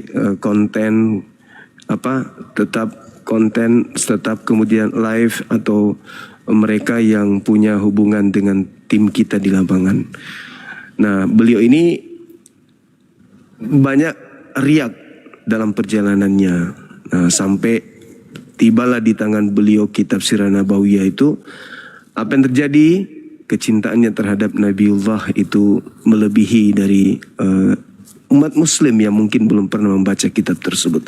Jadi kalau beliau semangatnya luar biasa, itu kita maklumi. Suatu kebanggaan bagi kita umat Islam, karena di dunia sosial ini, sosial media ini ada kemudian fenomena di mana ada seorang yang beda agama tiba-tiba tampil sebagai pembela, yang ya tentu dalam dunia apologet Islam sangat dibutuhkan. Karena itu bagian daripada barisan Islam untuk melemahkan perjuangan lawan. Bagaimana kalau misalnya ada seorang murtadin yang tadinya aktif, yang tadinya fanatik Islam, tiba-tiba tampil di mana-mana bersaksi setelah dia murtad, menangis membela Yesus, menangis membela Paulus. Hancur enggak perasaan kalian umat Islam? Taruhlah misalnya semisal Uniripa lah selevel beliau yang tiap hari berjuang Islam, tiba-tiba murtad, na'udzubillah min zalik, ini cuma contoh. Tiba-tiba dia murtad, lalu naik di komal-komal yang tadinya menjadi musuhnya, naik di Pak Bom-Bom bersaksi sambil menangis, mengagumi kemudian Paulus, menangis, mengagumi Bible dan seterusnya. Itu kira-kira perasaan kalian itu gimana? Hah? Tanpa menghadapi musuh, perasaan kita hancur kan? Tak ada musuh padahal. Inilah yang dirasakan oleh para penghujat Islam. Inilah yang dirasakan oleh mereka. Setelah melihat kesaksian saudara kita Al-KTP seperti ini, mereka hancur sehancur-hancurnya. Jadi jangan dibatasin. Biarkan aja dia puaskan dirinya untuk berbicara. Biarkan aja dia mau berbicara sampai besok pagi juga enggak apa-apa. Karena dengan dia berbicara seperti ini, dengan imannya yang begitu kuat sampai dia meneteskan, itu nggak gampang loh itu. Meneteskan air matanya karena menyebut nama Nabi Muhammad. Kita aja sulit loh. Sulit kita menyebut nama Nabi, lalu kemudian tersentuh dalam hati, sulit. Kenapa dia bisa seperti itu? Karena dia seibarat cermin. Cermin yang bersih, tidak ada noda. Begitu disebut nama Nabi Muhammad, langsung nyata dalam hidupnya sampai ke puri-purinya malah. Begitu disebut Allah, langsung tak ada batasan. Jadi dimaklumi, jangan dibatasi sahabat-sahabat. Karena itu lebih dahsyat senjata yang ada dari para mu'alaf yang bersaksi daripada kita berdebat. Kemudian kita bersitegang, maki-makian. Kesaksian-kesaksian orang-orang yang tulus seperti beliau ini 1000 bahkan lebih kali lipat untuk melumpuhkan, melemahkan pergerakan musuh. Kenapa? Beliau kenal Edis, beliau kenal Bom-Bom, mengenal RK, pernah semua naik ke komal-komalnya bersaksi tentang kuatnya iman sebelumnya. Tiba-tiba dia berubah frontal. Itu menghancurkan sendi pertahanan musuh, teman-teman sekalian. Banyak yang mu'alaf, habis itu syahadat, hilang. Nah, sampai ada yang berpikir negatif, oh ini mencari nafkah. Beliau ini orang kaya raya. Beliau orang kaya raya. Di kampung beliau ini orang terpandang. Bukan karena koin beliau ini. Tidak gampang itu orang menangis, gampang. Coba kalian menangis, sebut nama Nabi Muhammad. Bisa nggak? Nggak kan? Nah, iman beliau ini sangat luar biasa. Kita minta kepada beliau pertahankan supaya istiqomah. Jangan redup kecintaan beliau terhadap Nabi Muhammad. Kalau ada orang murtad menyatakan di mana-mana aku cinta kepada Paulus, di sementara orang Kristen aja tidak pernah menyatakan cintanya kepada Paulus, wah itu luar biasa itu. Berarti ada daya tarik di dalam diri Paulus ini yang membuat orang tadi murtad dan membuat air matanya mudah keluar. Ada nggak pernah begitu? Nggak ada kan? Jangankan mu'alaf, murtadin, yang di internal mereka aja nggak. Bahkan kalau bahas Paulus mereka sembunyi, nggak mau Paulus itu dibahas. Tapi beliau baru juga sebut buku ini, sudah nangis. Apa nggak membuat para penghujat itu mengamuk? Anda lihat kan? Sampai orang-orang sekampungnya kemudian datang ingin menghentikan langkahnya, bahkan ingin diusir dari kampung halamannya. Saudara muslim kita ingin diusir dari tempat kelahirannya, ingin diusir karena dia memilih Islam. Terus beliau menyampaikan kemudian unek-uneknya, saking bahagianya berada di tengah-tengah kita sebagai umat Rasulullah. Ya toh kita sambut, kita rangkul, kita istimewakan. Kalau perlu kita cuci kakinya, kita mandikan, kita kasih baju, kita kasih parfum. Supaya dia merasa nyaman. Oh inilah Islam, inilah hidup ini. Belum ke surga sudah merasa di surga. Begitu sahabat-sahabatku ya. Jadi saya sebagai seorang yang sudah puluhan tahun bergelut di dunia apologet ini, saya sangat butuh manusia-manusia yang seperti Al-KTP ini untuk bersaksi. Bukan yang datang, aku 10 tahun di ini, tapi ternyata cuman berpura-pura. Ya kan? Nah, saking seriusnya beliau, beli pernak-pernik tentang Islam dipasangnya di rumahnya, padahal keluarganya masih non. Bahkan sekarang saudaranya membela dia kan? Kenapa? Karena dia melihat, saudaranya melihat ada perubahan yang signifikan terhadap karakter adiknya. Betul-betul jiwa, ruh Islam itu masuk ke dalam sanubarinya. Roh kebenaran yang dibawa oleh Nabi Muhammad berupa isi Quran itu betul-betul terpatri dalam hidupnya. Nah, kita doakan supaya beliau kemudian istiqomah. Gitu ya teman-teman sekalian. Kita butuhkan, kita doakan keturunan beliau bisa menjadi tokoh besar di Islam, menjadi tokoh besar untuk negara yang kita cintai ini. Kenapa tidak? Ya, sahabat-sahabat sekalian, saya kira begitu.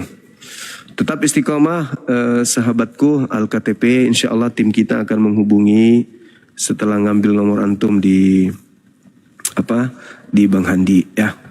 Masya Allah. Kita naikkan non Muslim, saudara Salman Jaya. Dari mana bang? Dari Surabaya bang. Surabaya. Mu'alab juga? Alhamdulillah Muslim bang. Alhamdulillahirrabbilalamin.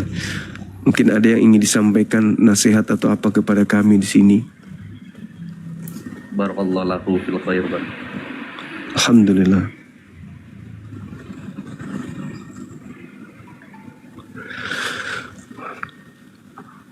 Oke, kita ajak yang non-muslim.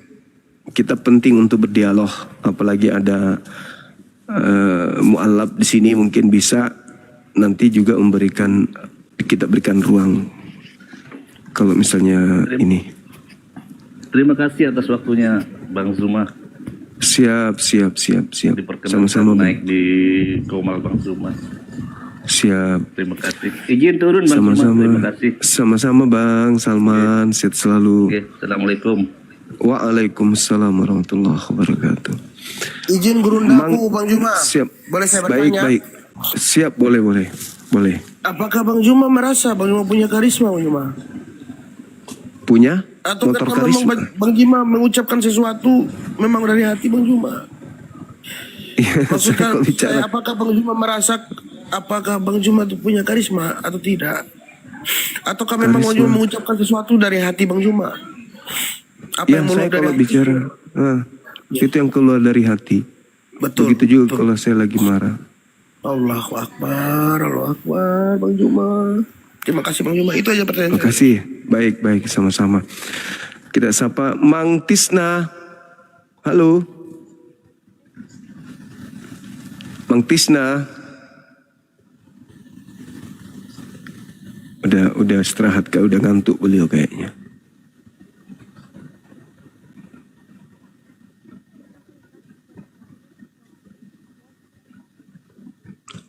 Halo, selamat malam saudara. Siapa ini? Saudara Dade.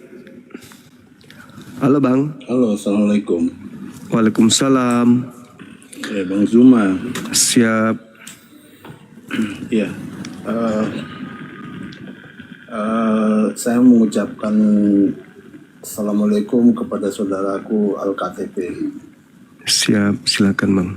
Waalaikumsalam. Jadi gini Bang Zuma, waktu itu saya ngelihat prosesi saat Al-KTP ini membaca syahadat ya, membaca dokumen syahadat, disaksikan beberapa apologet Islam lainnya, dan kemudian setelah itu saya melihat orang ini kok sering masuk ke komal-komal Kristen, dan kemudian seolah-olah saya pikir waktu itu seolah-olah dia ini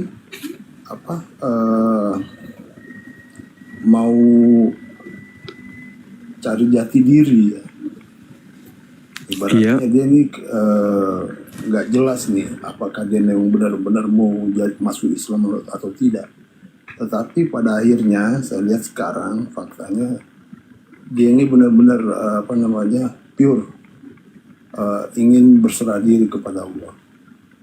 Nah, itu juga saya sempat tapping ngetik di Komal terkait perlakuan dia, sampai saya bilang dasar kafir, dasar munafik. Nah, maka dari itu saya mungkin ingin minta maaf kepada LKTP. Terus terang aja ya, siapa tahu tulisan saya itu nanti jadi pertimbangan juga kelak. Iya.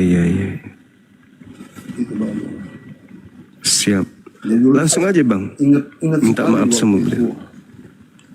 dia sampai naik ke Edis, ke Bom-Bom, kemudian dia sering berbaliklah dari setelah dia syahadat. Dan waktu itu seingat saya dia juga nggak pernah ngasih KTP, alasannya KTP-nya di rumahnya atau bagaimana. Tetapi sekarang ini saya yakin bahwa dia udah hijrah ke Islam dengan sepenuh hati. Gitu Bang. Siap. Jadi saya minta maaf ya Bang Al-KTP, dulu saya pernah mungkin di tulisan pernah nyakitin Bang Al-KTP. Iya. Halo Bang Al-KTP.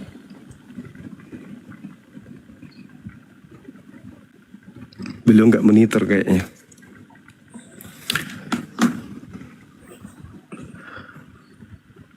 Iya, kita sapa yang lain, silakan teman-teman. Ada Sultan, ada abangku Haikal, ada ajari aku, silakan. Mungkin ada yang disampaikan.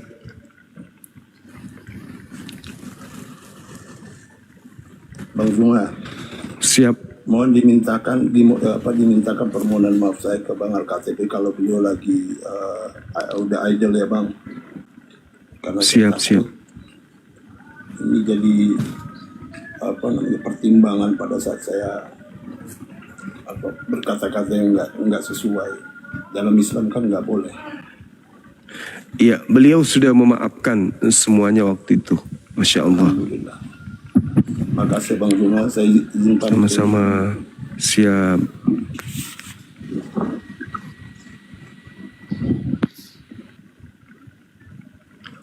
Halo Bang Haikal. Halo, Assalamualaikum Gurunda. Waalaikumsalam. Assalamualaikum Gurunda. Waalaikumsalam warahmatullahi wabarakatuh. Ya Saya Bang. dari Madura ini. Madura, iya. Ya. Masya Allah, Gimana, salam sehat? kenal. Gurunda. Alhamdulillah sehat. Maaf ini lagi begini. Habis hujan. Oh, siap, Masya Allah. Ya, saya waktu itu di komalnya siapa? Beliau itu waktu bersyahadat ya. Saya ikut menyaksikan. Ya, saya ikut menyaksikan dan juga Pak Martin juga. Pak Martin. Saya ikut menyaksikan, alhamdulillah. Mudah-mudahan penyaksian kami ini dicatat menjadi amal oleh Allah Subhanahu wa taala. Amin ya rabbal alamin. Ya, dan semangat Bang Al-KTP, innallaha ma'as-sabirin, la tahaf wa la tahzan, innallaha ma'ana. Insyaallah. Insyaallah. Jadi, Amin. Jadi seperti yang dikatakan semangat. Ya, Allahu Akbar. Seperti yang dikatakan oleh Gurunda tadi Bang Juma. Sebelum Anda meminta maaf, saudaraku semua muslim, saya sudah memaafkan. Karena saya mengikuti tauladan Nabi Muhammad. Beliau sangat pemaaf. Walaupun kepada yang berbeda iman. Allahu Akbar. Semangat Bang. Nanti mungkin di DM saya Bang ya. Bang Al ya. Bang Al-KTP mohon di DM ya. Iya, silaturahmi lewat DM, silakan. Kita saling mengenal ya, nanti kita bagi-bagi WhatsApp ya. Karena sesungguhnya saudara kita yang hak itu adalah al-muslim akhil muslim. Sebagaimana kita yaitu adalah ditalikan, diikat dengan kalimah la ilaha illallah Muhammadur Rasulullah. Ya, izin sedikit saudaraku. Saya pernah tanpa sengaja saya melihat tausiahnya Ustadz Abdul Somad. Beliau pernah berkata, kalau Islam yang mengerti agama Islam, kalau dia kaya dia tidak sombong, kalau dia miskin dia tidak putus asa. Sebab aku tahu aku datang dari mana, sampai di sini sebentar, seperti orang yang berlindung di bawah pohon yang rindang. Jadi hidup ini hanya sementara. Saya yakin Bang Juma tuh kenapa dia begitu giat untuk menyampaikan kebenaran, karena beliau tahu bahwa hidup ini sementara dan jannah surga itu sudah menunggu beliau. Pahlawan Islam Bang Juma ini tidak perlu dia ini. Amin. Beliau ini sudah surga, beliau ini demi Allah. Kalau begitu saya akan tunggu beliau di jannah. Allahu Akbar. Amin. Jadi memang sesungguhnya adalah sementara, kematian selamanya. Gitu Bang. Itu sudah terbukti, orang yang meninggal tidak pernah pulang lagi. Iya betul. Sampai nunggu kebangkitan nanti, ya, seperti itu. Jadi semangat Bang Al, semangat. Saya mendoakan mudah-mudahan Bang Al terus tabah menghadapi segala cobaan, segala rintangan, segala apapun. Mudah-mudahan Bang Al menjadi orang yang sabar, tabah menghadapi segala sesuatunya. Ya, dan juga jangan lupa saudaraku berterima kasihlah kepada pahlawan saya, orang yang paling berjasa dalam hidup saya ya dunia akhirat. Gurunda Bang Juma ini, beliau adalah orang pahlawan. Kalau nggak salah ingat dulu bersahadat itu Bang Al itu di Ustadz Al siapa itu? Mbak Miska ya, di Mbak Miska ya. Ustadz Yusuf. Oh di Ustadz Yusuf ya, di Ustadz Yusuf. Kalau Pak Martin yang di Mbak Miska. Ya, saya waktu itu karena memang pagi saya lagi live, kemudian beliau naik dengan temannya beliau dari Banjarmasin dan temannya itu mengatakan, Al, cepatlah bersahadat dulu sebelum ajal ini. Dan Ustadz Yusuf mengatakan, ya udah nanti malam. Dan saya mengikuti karena saya tetap beriman kepada Allah Subhanahu Wa Taala. Saya sangat yakin 1000% bahwa Nabi Muhammad adalah utusan Allah. Beliau menyempurnakan agama Islam. Beliau menyempurnakan akhlak dan adab umat bahkan bukan umat Muslim ya, seluruh dunia. Seluruh dunia, alam semesta. Betul Bang Juma, betul. Ya. Jadi ada beliau itu yang dicontohkan bukan hanya kita saling berhubungan, tapi bagaimana kita berbersih-bersih, bersuci-suci, ya kan? Dan banyak hal ya, Bang Al sebetulnya yang dicontohkan oleh beliau dalam berkehidupan. Iya. Jadi intinya jangan lupa berterima kasih kepada gurunda saya, pahlawan saya. Beliau ini dulu lagi sakit ya. Saya ingat persis beliau lagi sakit, lagi pilek, bahkan suaranya kurang jelas. Tapi beliau tetap berkata kepada saya, jangan kau menyudutkan orang seperti ini. Jika dia Kristen Islam, biarkan dia. Ya. Itu videonya masih ada tuh. Beliau membela saya mati-matian, Bang Juma, ya Allah. Beliau tahu bahwa hati saya, beliau bisa membaca hati saya, luar biasa. Allahu Akbar. Terima kasih. Silakan. Allahu Akbar. Mana teman-teman kita? Halo, selamat malam saudara Suma. Nama kita mirip ini. Malam. Halo. Selamat malam Bang. Halo. Saudara Suma, selamat malam. Halo. Saudara Suma Pace. X Al-KTP kemana? Udah turun beliau. Halo, Assalamualaikum. Waalaikumsalam, Gurunda. Ini sekedar informasi juga. Siap.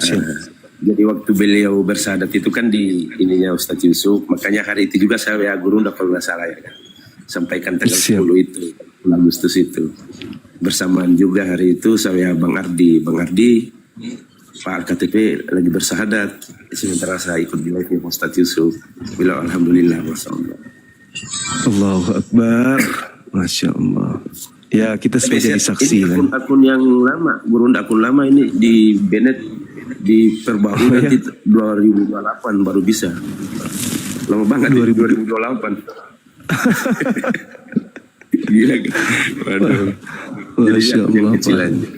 Belum bisa ini juga belum bisa live Gurunda. Makasih Rindiani. Oke, makasih. Waalaikumsalam. Siap Gurunda, saya di bawah aja Gurunda nanti saya. Siap, makasih abangku. Sukses terus. Assalamualaikum buat guruku Bang Juma. Saya dari Bandung. Waalaikumsalam warahmatullahi wabarakatuh. Saya sering mengikuti Bang Rindi, Juma. Ada pertanyaan Bang Juma sedikit buat Bang Juma, mungkin bisa ada solusi. Begini cerita dari awal Bang Juma ya, singkatnya. Kebetulan saya ini adalah relawan ambulan. Saya punya CO seorang Nasrani, dia dari Katolik. Nah, dia sering bergaul, sering melihat jenazah dikuburkan, sering apa mungkin melihat tidak begitu. Alhamdulillah 6 bulan yang lalu dia mualaf Bang Juma. Alhamdulillah. Sampai dia dicoret sampai dia dicoret dari nama keluarganya dicoret. Cuman yang jadi pertanyaan begini Bang Juma. Mereka kan banyak harta warisannya Bang Juma. Dia menanyakan, apakah boleh saya untuk menuntut harta warisan saya karena dihasilkan dengan cara yang mungkin nggak tahu orang tuanya seperti apa. Apakah bisa Bang Juma teman saya untuk menuntut dari harta warisan itu Bang Juma? Demikian Bang Juma, mohon dijawab Bang Juma. Sebenarnya kalau kita berbicara mengenai hukum, itu kan sudah beda keyakinan, sedangkan harta kedudukannya warisan Bang. Hukum mewaris itu hanya ada pada Islam, dan kedudukan mewaris itu ya dari orang tua yang Muslim yang memberikan kemudian haknya sebagai anak itu mutlak harus ada kalau memang ada harta.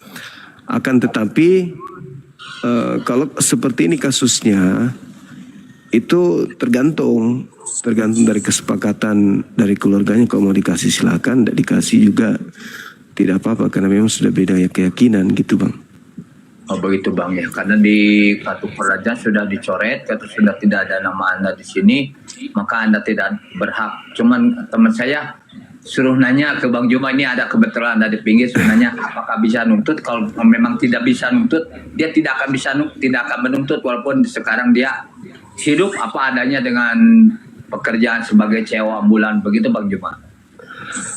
Ya sebenarnya sih nggak bisa karena kan sudah beda keyakinan. Lagian juga kalau misalnya harta itu didapatkan dari hal yang tidak halal, misalnya ya mungkin jualan masakan yang diharamkan di Islam, hasilnya itu ya tetap aja haram. Begitu Bang. Oh iya begitu, siap. Terima kasih Bang Juma atas penjelasannya, sudah dimengerti sama saya dan teman saya mungkin. Terima kasih Bang Juma, sehat selalu buat Bang Juma, semangat terus Bang Juma, saya selalu mengikuti Bang Juma. Makasih, sama-sama Bang. Halo Saudara Suma. Halo.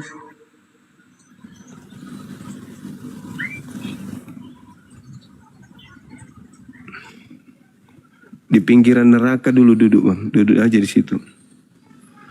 Pinggiran neraka sambil bersiul menunggu panggilan untuk dibakar daripada di sini diam-diam. Halo Saudara Emir. Halo, Assalamualaikum. Waalaikumsalam.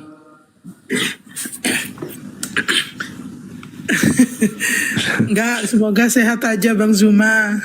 Alhamdulillah sehat, Masya Allah. Gimana kabarnya bayi? Baik. Bayi Saya Zuma daripada baik. Iya. Oh iya. Baik. Ini dari mana? Ya sudah. Kenapa? Dari mana? Dari Surabaya bayi. Dari Surabaya. Bayi siapa bayi? Iya. Bayi Zuma. Bayi itu kakak artinya abang. Oh gitu. Oh iya, siap. Iya. Ya terima kasih bayi. Iya, makasih. Assalamualaikum. Waalaikumsalam warahmatullahi wabarakatuh.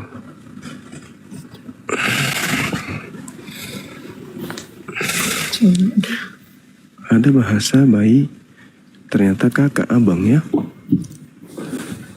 Iya, bahasa Pakistan itu bayi. Oh. Bahasa India. Siap. Iya.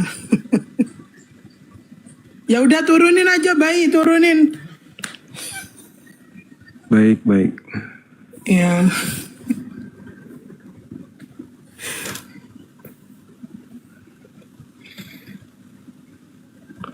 Halo Saudara Mang Tisna. Halo. Saudara Mang Tisna, selamat malam. Halo.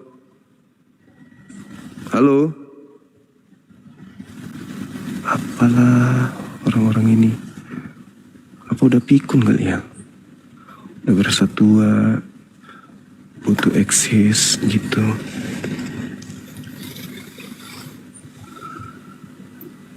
Kenapa masker ditaruh di mata? Masker taruh di mulut. Itu bukan masker. Jadi apa itu? Itu topeng. Oh, topeng. Kirain. Coba buka masker dulu. Nggak mau. Kenapa? Nanti silau giginya. Silau gigimu silau. Ya, ada tema di sini. Ada tema di sini, Bung. Mana yang tema? Tuh, yang mati itu Tuhan atau manusia? Buka kameranya dulu. Oh, lihat kamera. Iya, nggak apa-apa kan, Bang? Buka kamera aja, nggak masalah. Jangan. Kenapa? Tidak baik. Nggak apa-apa, buka aja kameranya, nggak masalah. Saya kan laki. Jangan buka kamera. Kenapa? Buka masker dulu, baru aku buka kamera. Nggak usah, Kristen percaya. Saya itu. Gimana kabar menurut Alim? Baik, sehat. Oh iya. Gimana hasil jual ayat? Jual ayat maksudnya? Ya, jual ayat dengan cara framing ayat. Framing. Bukan framing. Apa itu framing artinya, Pak? Artinya itu kamu itu preman kampus. Ayo kita masuk tema ini. Yang mati digantung di salib itu Tuhan atau manusia? Jadi, menurut kamu apa? Ya, kalau saya ditanya, tidak mungkin Tuhan lah. Tuhan kok manusia? Nah, kalau yang Anda mana gimana? Ini? Kamu kaji dari Al-Quran atau dari Bible atau dari mana? Kalau yang di Al-Quran, kalau yang disalib itu manusia. Ya. Disalib. Nah, kalau di Bible kalau yang disalib di Bible itu manusia atau Tuhan? Kemanusiaan Yesus. Jadi yang disalib ini manusia. Ya, dalam keadaan sebagai manusia. Maksudnya memang pernah dia dalam keadaannya sebagai pohon sagu. Kau jangan tambah-tambah. Ya, saya kan bertanya. Anda kan mengatakan dalam keadaannya sebagai manusia. Memang dia pernah dalam keadaan apa selain sebagai manusia? Kau sudah nyatakan tadi kalau Yesus itu disalib. Iya, makanya bertanya, yang mati ini manusia kah atau Tuhan? Tidak saya jawab tadi, kau tanya lagi. Oh, cuma. Manusia kan? Di agak ini aku pakai sains. Hah? Ini kenapa kalian itu disunahkan membunuh kita? Kalau di agamamu kenapa disunah, bukan lagi sunnah, wajib bunuh Tuhan, kenapa? Iya, aku tanya kenapa kalian disunahkan? Sama aku tanya juga. Kalau kita disunahkan, kalau kita lakukan, kalau tidak kita lakukan juga nggak apa-apa, dilakukan juga nggak apa-apa, karena cicak itu tidak ada manfaatnya. Itu binatang menjijikkan. Alasannya kenapa? Nggak apa-apa, disunahkan aja. Nah, gimana? Cuman sunnah. Sekarang pertanyaan saya, kenapa wajib bunuh Tuhan di agamamu? Bukannya karena tidak mau meniup api saat membakar Ibrahim? Enggak, kenapa di agamamu wajib bunuh Tuhan? Takut dibahaskan. Itu kan cuman sunnah aja. Sekarang jadi sunnah gimana sih? Nah, sekarang bunuh Tuhan di agamamu wajib nggak? Kenapa? Bunuh Tuhan di agamamu wajib nggak? Tidak. Lah, kalau tidak dibunuh, yang menebus dosamu siapa? Itu darah yang kudus. Berarti wajib bunuh Tuhan di agamamu. Kau dengarkan saya dulu, karena kita itu adalah makhluk roh, dalam artian kita punya roh, makanya kita harus ditebus dengan darah yang kudus, karena di dalam bukan masalah itu yang kubahas, yang kutanya, yang kenapa di agamamu wajib bunuh Tuhan? Mana wajib bunuh Tuhan? Lah, kalau tidak dibunuh, yang nebus dosamu siapa? Tidak ada dosa ditebus. Lalu fungsinya Tuhanmu mati apa? Itu menebus manusia dari dosa, menebus dosa. Sakit kau ini, nggak ada dosa ditebus. Untuk apa dosa Tuhanmu dibunuh? Untuk nebus dosa apanya kau ini? Hah. Mana kau bilang nebus dosa? Kau ngomong tadi nebus dosa baru. Oh, untuk apa? Untuk apa Tuhanmu dibunuh? Untuk apa? Untuk memperdamaikan manusia yang berdosa dengan Tadi memperdamaikan. Nah, kalau tidak dibunuh, manusia dengan Tuhan tidak berdamai. Itu ajaran kasih. Masalah dibunuhnya, itu masalah tentang perdamaian, korban perdamaian, tahu enggak? Oh, jadi perdamaian itu harus terjadi pembunuhan dulu. Itu ajaran kasih, membunuh dulu baru bisa damai. Masalah pembunuhan, masalahnya di situ ada darah, tanda darah, tahu enggak hukum darah? Jadi agama kasih itu harus ada darah baru bisa damai. Iya, bukti kasih adalah pengorbanan. Bukti kasih adalah pengorbanan. Tapi kenapa Yesus mengatakan pesundal dan pemungut cukai lebih dulu masuk surga tanpa ada penumbalan darah? Itu namanya mereka melakukan pertobatan dibandingkan berarti dengan kalau begitu bertobat aja. Beda Ngapain harus bunuh Tuhan? Cuma Nabi mau ditanya, Nabi baginda Muhammad, apakah orang Islam sekalipun dia mencuri dan pesundal pesina masuk surga? Dan dia bilang iya. Yang selama dia tidak menjadi Kristen, iya. Oh betul kan? Iya. Selama dia tidak menjadi Kristen, iya, betul. Nah, kau waktu sendiri. Jadi akan berzina, silakan. Oh, bukan begitu.